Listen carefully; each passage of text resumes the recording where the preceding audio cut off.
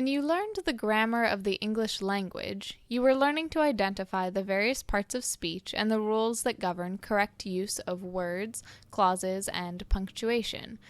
What classical educators realized is that there is a kind of grammar, not just in English, but in all subjects, a foundational set of knowledge which must be learned before critical thinking in that field can truly take place. From this, we have derived the grammar stage in classical education.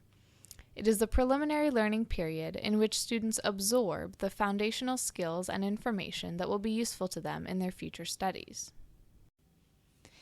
In English, grammar stage students are, of course, learning English grammar, and they're also developing reading and writing skills and gaining a broad exposure to stories and poetry.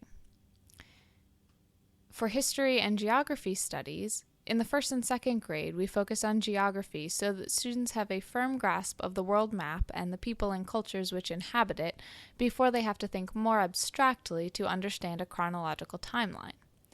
Then, in third grade, they get exposure to the historical timeline and they learn about the different people and events which have shaped our world. It's worth noting that we study history chronologically starting in third grade and go through an entire timeline from third through sixth grade. Latin studies start with the exposure to Latin vocabulary and then move into the study of Latin grammar.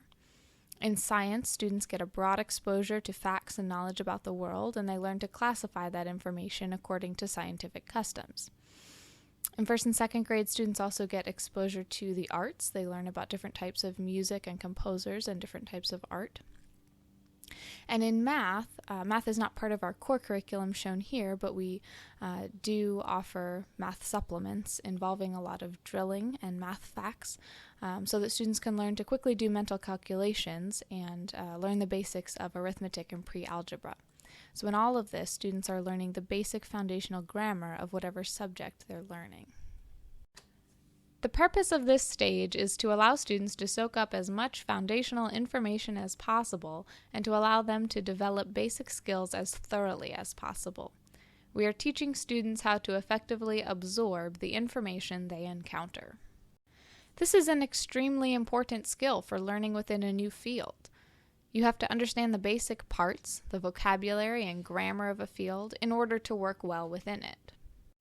And, as it happens, this first stage of learning pairs up perfectly with students in the elementary school years. Young children delight in memorization.